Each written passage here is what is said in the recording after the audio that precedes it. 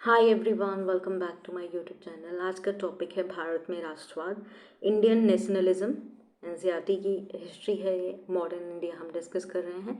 तो ये अगर आप पीसीएस या other competitive exam like BPSC, UP PCS दे रहे हो तो मॉडर्न इंडिया में ये बहुत इंपॉर्टेंट टॉपिक हो जाता है, इससे क्वेश्चंस आते हैं। So let's get started. ये बुक का ही एज इट इज़ हुआ है। जो जो इम्पोर्टेंट है, जो बॉक्सेस में दिए गए थे वो सब यहाँ पे कवर हो जाएगा। तो 1921 की जनगणना के मुताबिक दुर्भिक्ष और महामारी के कारण 120 से 130 लाख लोग मारे गए थे। 1921 की बात हो रही है। और महात्मा गांधी जनवरी में आए थे, 9 जैन को आए थे, और 1915 में आए थे, 1915 में आए थे। एंड जिस दिन ये आए थे 9 जनवरी को प्रवासी दिवस मनाया जाता है। एक क्वेश्चन आपका बीपीएससी में भी आया हुआ था कि 6 नवंबर 1913 में, एक सेकेंड, हाँ 6 नवंबर 1913 में, 1915 में गांधी जी भारत आए थे। 1915 तक वो कहाँ पे थे? 1993 में वो गए थे साउथ अफ्रीका। ठीक है, साउथ अफ्रीका में उन्होंने नटाल कांग्रेस, इंडियन ओपिनियन, बहुत सी मतलब सत्याग्रह भी किया था वहाँ पे। तो 1913 में ही, 6 नवंबर 1913 में ही फॉक वहाँ पे न्यूकैसल से ट्रांसवाल की ओर बढ़ रहे इस जुलूस में महात्मा गांधी ने मजदूरों का नेतृत्व कर रहे थे। तो एक जुलूस था फॉक ट्रस्ट जो था, उसमें यहाँ से न्यूकैसल से ट्रांसवाल की ओर बढ़ रहे इस जुलूस में महात्मा गांधी मजदूरों का नेतृत्व कर रहे थे। ये क्वेश्चन आया हुआ था बीपीएससी में। ठीक है, जब जुलूस को रोका गया और गांधी जी का गिरफ्तार कर लिया गया था तो हजारों मजदूर अश्वेतों को अधिकारों का हनन करने वाले नस्लवेदी कानूनों के खिलाफ सत्याग्रह शामिल हो गया था। तो गांधी जी ने सत्याग्रह कहाँ से शुरू कर दिया था? साउथ अफ्रीका से ही। ठीक है, 1917 में आते हैं, 1915 में भारत आते हैं। तो भारत आने से पहले 1916 में जो बनारस में कॉलेज की स्थापना होती है 1916 में। वहाँ पे एनी बेसेंट भी रहती है और भी जो गणमान्य लोग रहते हैं वहाँ पे होते हैं। तब गांधी जी ने अपना वहाँ पे पहला स्पीच दिया था, जिसमें उन्होंने किसानों की को और गरीबों जो मजदूर हैं उनकी ज़्यादा बात की थी। तब से ये चर्चा में आ गए थे। और 1916 में जो कांग्रेस का सेशन हुआ था लखनऊ में, उस टाइम राम कुमार या राजकुमार कहीं देखने को मिलेगा आपको, राम कुमार वर्मा, राम कुमार शुक्ल, सॉरी। तो आपको कहीं कहीं पे राजकुमार शुक्ल देखने को मिलेगा, कहीं पे राम कुमार शुक्ल देखने को मिलेगा। तो इन्होंने बुलाया था, आमंत्रित किया था, तब ये चंपारण बिहार गए थे। वहाँ पे नील जो तिनकठिया पद्धति थी, नील की खेती को लेकर विवाद था। तो वहाँ 1917 में वो चंपारण सत्याग्रह करते हैं बिहार में। 1918 में गुजरात में खेड़ा का सत्याग्रह, और 1918 में सूती कपड़ा कारखाना जो अहमदिया मिल आंदोलन था वो किया था इन्होंने। ठीक है, उसके बाद क्या होता है? रॉलेक्ट एक्ट आता है। रॉलेक्ट प्रथम विश्व युद्ध होता है 1914 1918 में। गांधी जी ने भारतीयों को कहा था कि अंग्रेजों का सहयोग करो इसमें। तो भारतीयों ने बढ़ चढ़ के सहयोग किया था। और इसके वजह से गांधी जी को ना केसरी की उपाधि मिली थी, और केसरी की उपाधि मिली थी। और गांधी जी को अंग्रेज में सेना भर्ती का सर्जन भी कहा जाता था। एंड पर गांधी जी जिस नियत से भारतीयों को बोले थे इसमें शामिल होने के लिए, वैसा हुआ नहीं था। क्यों नहीं हुआ था? कि अंग्रेज जस्ट युद्ध के बाद एक एक्ट लाए थे, रॉलेक्ट एक्ट। जो क्रांतिकारी लोग थे उनको दबाने के लिए एक रॉलेक्ट एक्ट या कानून लेके आए थे 1999। ये जो कानून आया था ये सेडिशन कमेटी की सिफारिश पर आया था, और सिडनी रॉलेक्ट की अध्यक्षता में ये कमेटी बनी थी 1917 में। ठीक है, उसके बाद ये 1919 में ये रॉलेक्ट एक्ट आता है।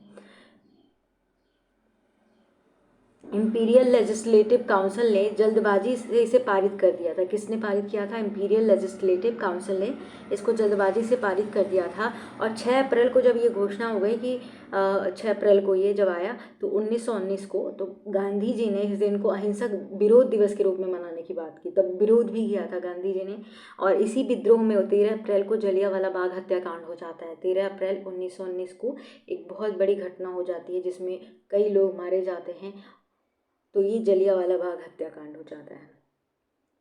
उस दिन अमृतसर में बहुत सारे गांव वाले सालाना बैसाखी मेले की शिरकत करने के लिए जलियांवाला बाग मैदान में जमा हुए थे। और जनरल डायर जो था, जनरल डायर ने क्या किया था, सब पे गोली चला दिया था। किसी के पास, सब जो वहाँ पे लोग इकट्ठे हुए थे वो निहत्थे थे, उनके पास कुछ भी ऐसा नहीं था कि जो वो अपना बचाव कर सके, तो निहत्थे लोगों पे गोली चला दिया था जनरल डायर ने।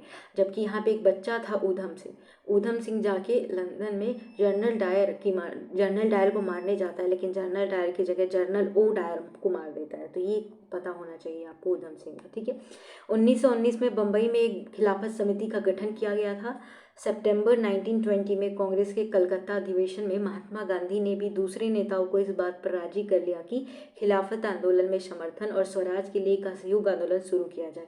तो गांधी जी ने खिलाफत आंदोलन भी शुरू किया, जिसको अली बंधुओं ने शुरू किया था। अली बंधुओं ने खिलाफत आंदोलन शुरू किया था, मुस्लिम आंदोलन था, गांधी जी ने इसका नेतृत्व किया था। तो गांधी जी चाहते थे कि हिंदू मुस्लिम एक हो जाए, तो इसके साथ ही इन्होंने एक असहयोग आंदोलन शुरू कर दिया था, ठीक है, नॉन कोऑपरेशन मूवमेंट, ठीक है। यहाँ पे दिया है हिंद स्वराज एक बुक है गांधी जी की, जो कि 1909 में लिखी गई थी। और इसी बुक में गांधी जी ने अंग्रेजों को वैश्या और बाज कहा था, स्टेराइल बोला था, ठीक है। और महात्मा गांधी ने ये बुक लंदन से अफ्रीका जाते टाइम लिखा था, दोबारा जब उधर से आ रहे थे। दिसंबर 1920 में कांग्रेस के नागपुर अधिवेशन में एक समझौता हुआ और असहयोग कार्यक्रम पर स्वीकृति की मोहर लग गई। 1920 में असहयोग आंदोलन शुरू हो गया, ठीक है। असहयोग खिलाफत आंदोलन जारी था, जनवरी 1900 से शुरू हो गया और 1924 में खिलाफत आंदोलन बंद हो जाता है। और उससे पहले ही असहयोग आंदोलन बंद हो जाता है 1922 में। क्यों? 1922 में चौरी चौरा कांड हो जाता है। आपको पता है गोरखपुर के पास एक क्षेत्र है, चौरी चौरा कांड हो जाता है। तो असहयोग आंदोलन के दौरान कौन कौन सी घटनाएं घटी थी ये भी देख लेते हैं। अवध में सन्यासी जो थे बाबा रामचंद किसानों का नेतृत्व कर रहे थे। बाबा रामचंद इससे पहले फिजी में गिरमिटिया मजदूर थे, या इंडेंचर्ड लेबर जो होते हैं ना, इंडेंचर्ड लेबर, और उनको क्या कर दिया जाता है, उनको पैसे नहीं दिए जाते, उनको गिरमिटिया मजदूर कहते हैं। तो गिरमिटिया मजदूर के तौर पे बाहर लेके जाए जाते हैं, जैसे गुलाम बंधुआ होते हैं ना, उस टाइप के। तो उनका आंदोलन तालुकदारों और जमींदारों के खिलाफ था, जो कि किसानों को भारी भरकम लगान और तरह तरह के कर वसूल रहे थे। किसका? बाबा रामचंद किसानों का के लिए आंदोलन कर रहे थे। किसानों को बेगार करनी पड़ती थी। किसानों की मांग थी कि लगान कम किया जाए और बेगार खत्म हो, और दमनकारी जो जमींदार हैं उनको सामाजिक बहिष्कार कर दिया जाए। 1920 में जवाहरलाल नेहरू ने अवध में गांव के एक दौरा भी किया था। जवाहरलाल नेहरू ने इस टाइम गांव में दौरा किया था, और गांधी जी इन्हीं के सहयोग से क्या हुआ था, पंडित जवाहरलाल नेहरू के सहयोग से अक्टूबर में बाबा रामचंद तथा कुछ अन्य लोगों के नेतृत्व में अवध किसान सभा की स्थापना की गई थी, गठन किया गया था, रामचंद ने किया था। तो ठीक है, ये भी पॉइंट याद होना चाहिए। आंध्र प्रदेश के गुडेम पहाड़ी में 1920 के दशक की शुरुआत में एक उग्र गुरिल्ला आंदोलन हुआ था। कहाँ पे? आंध्र प्रदेश की गुडेम पहाड़ियों में। उनका नेतृत्व करने वाले जो अल्तूरी सीताराम थे, राजू जिनको कहते हैं, 1924 को उनको फांसी दे दी गई थी, और राजू को अपने लोगों के बीच लोकनायक बन चुके थे ये, ठीक है। यहाँ पे एक बारदोली सत्याग्रह दिया है, बारदोली आंदोलन होता है, बारदोली सत्याग्रह, जिसमें गांधी जी डायरेक्ट तो नेतृत्व नहीं करते हैं, क्योंकि वो किसी और अन्य कार्य में व्यस्त थे। साइमन कमीशन के टाइम पे जब साइमन कमीशन आया था, तो उसके बाद से ये गांधी जी वो सिविल डिसोबीडियंस जो मूवमेंट है वो करते हैं। आई थिंक उसको सविनय अवज्ञा आंदोलन कहते हैं ना, हाँ, तो वो स्टार्ट कर देते हैं। 1928 में क्या हुआ था, वल्लभ भाई पटेल ने गुजरात में बारदौली तालुका में किसान आंदोलन का नेतृत्व किया, जो कि भू राजस्व को बढ़ाने के खिलाफ थे, और बारदौली सत्याग्रह के नाम से जाना जाता है। 6 जनवरी को क्या होता है, 6 जनवरी 1921 में संयुक्त प्रांत में रायबरेली के पास पुलिस ने किसानों पर गोली चलाई थी। बगानों का स्वराज क्या है, ये असम की एक घटना थी, वही यहाँ पे बात हो रही है। और एक कानून लाया गया था, एक्ट लाया गया था, जिसे इमिग्रेशन एक्ट कहते हैं। कब आया था ये? तो 1859 के इंग्लैंड के इमिग्रेशन एक्ट के तहत बगानों में काम करने वाले मजदूरों को बिना इजाज़त बगान से बाहर जाने की छूट नहीं होती थी, और यह इजाज़त उन्हें बिरले ही कभी मिलती थी, कभी कभी मिल भी जाती थी, लेकिन मिलती नहीं थी जल्दी। जब उन्होंने असहयोग आंदोलन के बारे में सुना, तो हजारों मजदूर अपने अधिकारों की अवहेलना करने लगे थे। तो इस एक्ट के तहत किसान को भगवानियों से बाहर जाने की अनुमति नहीं थी, लेकिन जब ये असहयोग आंदोलन का नाम सुना इन्होंने, तो वो क्या है, जो सरकार की जो कानून है उसका अवहेलना करने लगे। उन्होंने बगान छोड़ दिया और अपने घर को चल दिए। उनको लगता था कि अब गांधी राज आ रहा है, इसलिए अब तो हर एक गांव में ज़मीन मिल जाएगी। लेकिन वे अपनी मंजिल पर नहीं पहुंच पाए थे। रेलवे एवं स्टीमरों को हड़ताल के कारण वे रास्ते में ही फंस गए और उन्हें पुलिस पकड़ लिया और उनकी बुरी तरह से पिटाई की गई थी। देन आते हैं चौरी चौरा कांड के बारे में। तो असहयोग आंदोलन के दौरान की हम घटनाएं पढ़ रहे हैं। फरवरी में होता है, 5 फरवरी का, 4 फरवरी आपको देखने को मिल जाएगा। तो 5 फरवरी 1922 को क्या होता है, 1922 में महात्मा गांधी ने असहयोग आंदोलन वापस ले लिया था, क्योंकि ये पुलिस वालों को पुलिस थाना जला दिया गया था गोरखपुर के पास, जिसमें 22 लोगों की शायद मृत्यु हो गई थी। कांग्रेस के कुछ नेता इस तरह जन संघर्षों को थक चुके थे। वे 1919 में गवर्नमेंट ऑफ इंडिया एक्ट के तहत गठित की गई प्रांतीय परिषदों के चुनाव में हिस्सा लेना चाहते थे। CR दास, चित्तरंजन दास, मोतीलाल नेहरू ने परिषद राजनीति में वापस लौटने और कांग्रेस के भीतर स्वराज पार्टी का गठन कर डाला था। तो कुछ ऐसे भी थे उदारवादी जो थे, या फिर जो संवैधानिक रूप से काम करना चाहते थे, जैसे तो वो जो चुनाव होता है उसमें चले गए। जो गवर्नमेंट ऑफ इंडिया एक्ट में जो आया था, मॉन्टेग्यू चेम्सफोर्ड एक्ट आया था ना, उसी गवर्नमेंट ऑफ इंडिया एक्ट कहते हैं। तो CR दास और मोतीलाल नेहरू ने परिषद की राजनीति में वापस लौटने के लिए कांग्रेस के भीतर एक स्वराज पार्टी का गठन कर दिया था। और जवाहरलाल नेहरू और सुभाष चंद्र बोस जैसे युवा नेता ज़्यादा उग्र जन आंदोलन और पूर्ण स्वतंत्रता के लिए दबाव बनाए हुए थे।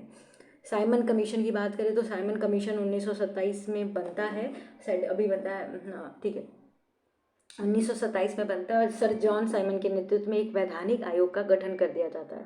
राष्ट्रवादी आंदोलन के जवाब में गठित किए गए इस आयोग का भारत में संवैधानिक व्यवस्था की कार्यशैली का अध्ययन करना था और उसके बारे में सुझाव देना था, पर इसमें कोई भी भारतीय सदस्य नहीं थी। इसकी वजह से इसका विद्रोह होता है और इसी विद्रोह के चलते लाला लाजपत राय की मृत्यु हो जाती है, जो अभी पंजाब बैंक है ना, उन्होंने स्थापना की थी इसकी। इस आयोग में एक भी सदस्य क्या थे, भारतीय नहीं थे। 1928 में जब साइमन कमीशन भारत पहुंचा तो स्वागत में साइमन कमीशन गो बैक के नारे लगाए गए, विद्रोह किया गया। कांग्रेस और मुस्लिम लीग के सभी पार्टियों ने प्रदर्शन में हिस्सा लिया था और साइमन कमीशन के खिलाफ शांतिपूर्ण प्रदर्शन के दौरान ब्रिटिश पुलिस ने लाला लाजपत राय पर हमला किया था। प्रदर्शन के दौरान मिले गहरे जख्मों के कारण उन्होंने दम तोड़ दिया, उनकी मृत्यु हो गई थी। और इस विरोध को शांत करने के लिए वायसराय लॉर्ड इरविन ने अक्टूबर 1920 में भारत के लिए डोमिनियन स्टेटस का एक ऐलान कर दिया था कि डोमिनियन स्टेटस लाइए, आप अपना खुद संविधान बनाइए। अगस्त प्रस्ताव जब साइमन कमीशन चला गया था तो उन्होंने इस बारे में कोई समय सीमा भी नहीं दी थी, बताई थी सिर्फ इतना कि भावी संविधान के बारे में चर्चा करने के लिए गोलमेज सम्मेलन आयोजित किया जाएगा।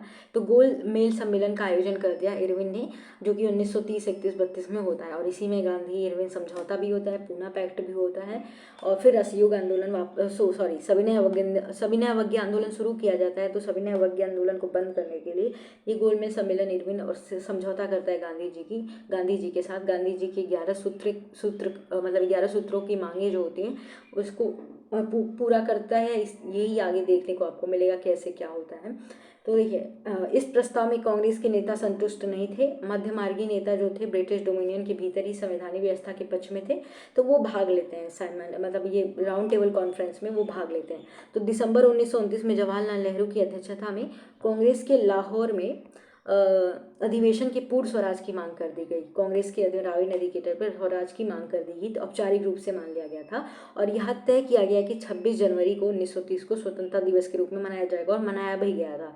और उस दिन लोग पूर्ण स्वराज के लिए संघर्ष की शपथ लेंगे।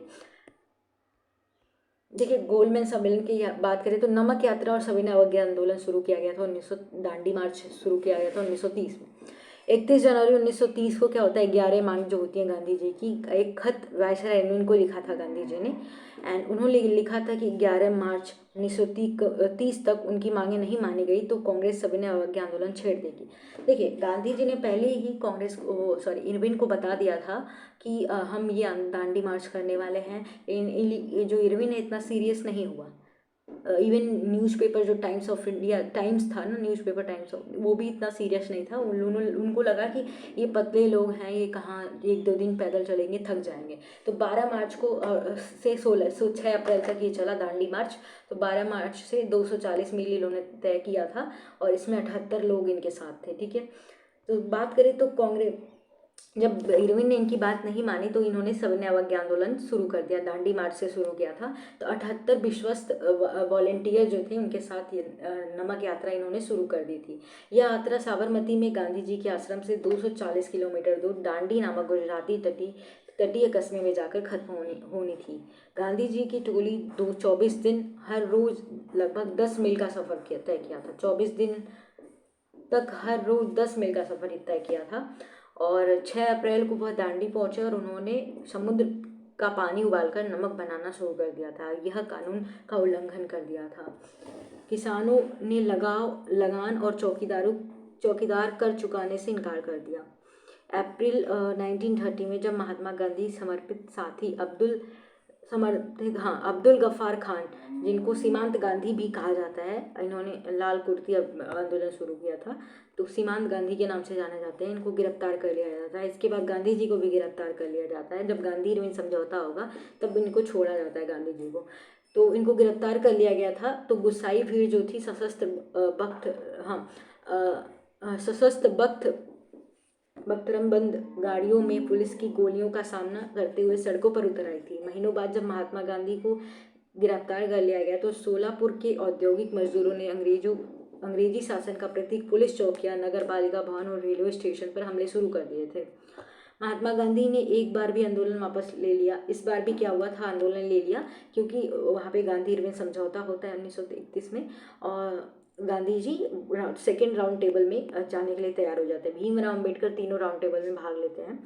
तो इरविन के साथ एक समझौता पे दस्तखत किया जाता है। इस गांधी इरविन समझौता कहते हैं। इसके जरिए गांधी जी ने लंदन में होने वाले दूसरे गोलमेज सम्मेलन में हिस्सा लेने पर अपनी सहमति व्यक्त कर दी थी। पहले गोलमेज सम्मेलन में कांग्रेस ने बहिष्कार किया था और इसके बदले में जो ये शामिल हुए थे, इसके बदले में सरकार राजनीतिक कैदियों को रिहा करने पर राजी हो गई थी।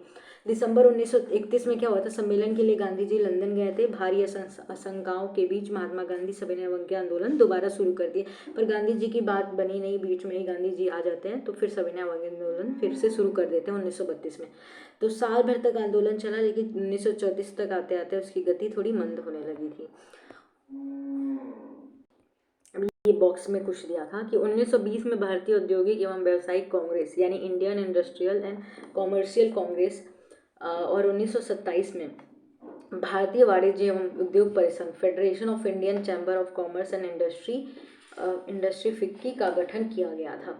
पुरुषोत्तम दास, ठाकुर दास और जी.डी. बिरला जैसे जाने माने उद्योगों के नेतृत्व में उद्योगपतियों ने भारतीय अर्थव्यवस्था और औपनिवेशिक नियंत्रण का विरोध किया और पहले सिविल नाफरमानी आंदोलन का समर्थन किया था।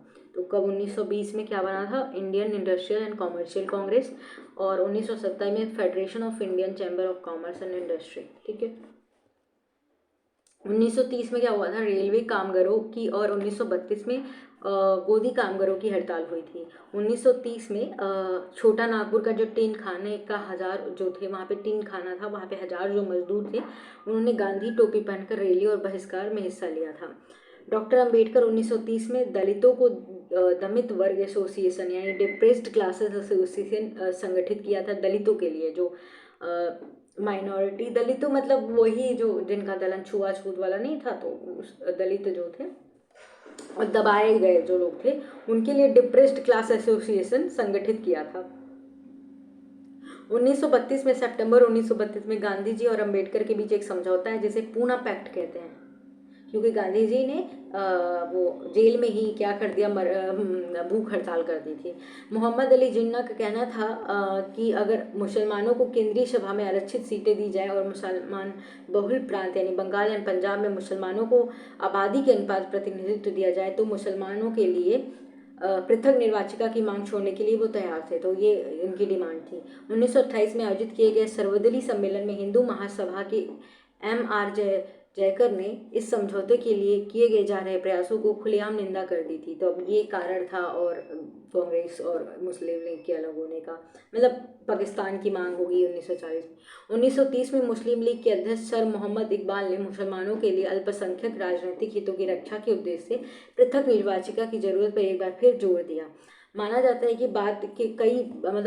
कि बाद के सालों में पाकिस्तान की मांग के लिए जो आवाज़ उठी, इसका बौद्धिक औचित्य उन्हीं के इसी बयान से था जो मोहम्मद इकबाल ने बयान दिया था। मद्रास में नटेशा शास्त्री ने द फोकलॉर्स ऑफ सदर्न इंडिया के नाम से तमिल लोक कथाओं का विशाल संकलन 4 खंडों में प्रकाशित किया, ठीक है।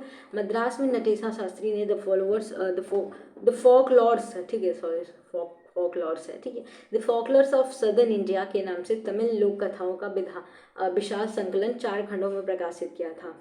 बंगाल में स्वदेशी आंदोलन के दौरान तिरंगा झंडा पीला ये सब फैक्ट हैं, अभी जो बॉक्सेस में दिए गए वो बता रही हूँ। बंगाल में स्वदेशी आंदोलन के दौरान एक तिरंगा झंडा, स्वदेशी आंदोलन कब हुआ था? 1905 में। कैसे, कब, क्यों हुआ था? इसके लिए जो बंगाल डिवीज़न हुआ था, बंगाल पार्टीशन, जो बंगाल का विभाजन हुआ था, ठीक है। तो बंगाल में स्वदेशी आंदोलन के एक तिरंगा झंडा लहराया गया था जो कि हरा, पीला, लाल था, तैयार किया गया था। इसमें ब्रिटिश भारत के 8 प्रांतों के प्रतिनिधित्व करते कमल के 8 फूल और हिंदू और मुसलमानों का प्रतिनिधित्व करता एक अर्ध चांद दर्शाया गया था। तो कैसा था? लाल, पीला, हरा। 1921 में तक गांधी जी ने भी स्वराज का झंडा तैयार कर दिया और यह भी तिरंगा कैसा था? इसमें लाल हरा है पर पीला नहीं, इसमें सफ़ेद था। इसके मध्य में गांधीवादी प्रतीक चरखे की जगह दी गई थी जो कि स्वावलंबन का प्रतीक था, तो इंडिपेंडेंस का, मतलब अगर लोगों के पास चरखा होगा तो अपना काम खुद करेंगे। देन आते हैं भारत छोड़ो आंदोलन, क्विट इंडिया मूवमेंट। ये कैसे हुआ था? क्रिप्स मिशन की सफलता एवं द्वितीय विश्व युद्ध के प्रभावों के भारत में व्यापक असंतोष को जन्म दिया था।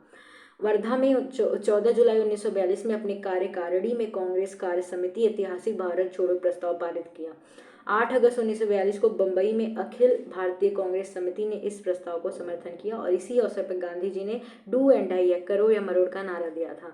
इसमें नेताओं का सक्रिय भागीदारी भी देखी गई और जिसमें जयप्रकाश नारायण जेल से भाग गए थे दिवाली वाले दिन, अरुणा आसफ अली, इनको शायद grand old lady of India कहा जाता है, एवं राम मनोहर लोहिया, बहुत सारी महिलाएं जैसे बंगाल में मंतागिनी हजारा, असम में कनकलता बरुआ और उड़ीसा में रमा देवी भी भाग लिए थे इसमें, ठीक है। और राष्ट्रीय शिक्षा परिषद 1906 में बना था, तो ये एडिशनल था कुछ, यहाँ पे मैंने लिखा था तो बता दिया, ठीक है। अब कुछ एडिशनल चीज़ें भी हैं। बंकिम चंद्र 1905 से रिलेटेड है कि स्वदेशी मूवमेंट में क्या हुआ था, वंदे मातरम गीत गाया गया था लोगों को थोड़ा सा ऊर्जावान करने के लिए कि थोड़ी एनर्जी आए लोगों में। तो बंकिम चंद्र चटर्जी ने 1870 के दशक में उन्होंने मातृभूमि की स्तुति के रूप में वंदे मातरम गीत लिखा था और ये गीत जब स्वदेशी मूवमेंट हुआ था तो बहुत गाया गया था। बाद में इसे उन्होंने अपने उपन्यास आनंद मठ में शामिल कर लिया था। 1870 के दशक में 1870 में लिखा गया था के दशक में और आनंद मठ में इसको शामिल किया गया था। और ये जो बंगाल में जब स्वदेशी मूवमेंट हुआ था तो इसको खूब गाया गया था। और इसी स्वदेशी मूवमेंट के दौरान ही जो थे भारत माता का जो चित्र है, जो हम देखते हैं भारत माता की स्टैचू बनती है, वो स्वदेशी आंदोलन की प्रेरणा से जो रविंद्रनाथ टैगोर हैं ने भारत माता की विख्यात छवि की चित्रित भी किया था 1905 में, ठीक है। तो ये सारी चीज़ें हुई थी। और गांधी जी ने देखिए हरिजन पत्रिका पुनः भी प्रकाशित किया था 1933 में, एक समाचार पत्र था और पहला समाचार पत्र कौन सा था? बंगाल गजट।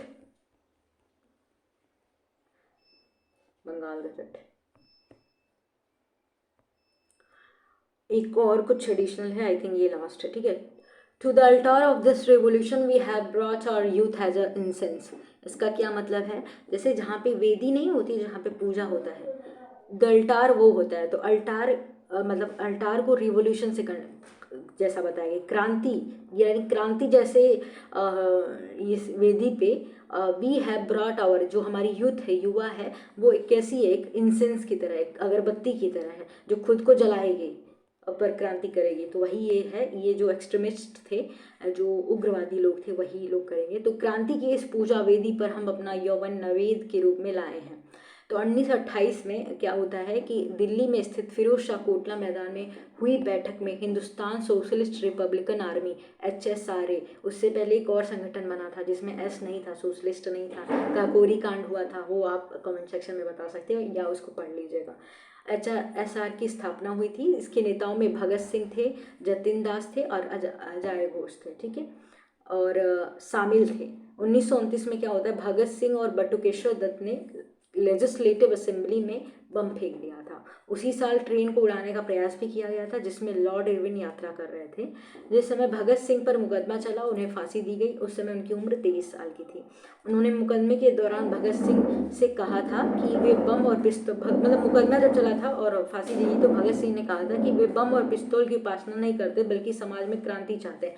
इन्होंने ये बम इसीलिए फेंका था कि वो अंग्रेजों को मारना नहीं चाहते थे, वो दिखाना चाहते कि हम डरे नहीं हैं, हमें भी एनर्जी है, हम लड़ सकते हैं। तो ये था, तो इन्होंने ही नारा दिया इनकलाब जिंदाबाद। ठीक है, तो इसी के साथ हम एंड करते आएंगे। और आई होप आपके लिए वीडियो हेल्पफुल रही होगी। एंड वीडियो पसंद आती है तो please do like share and subscribe.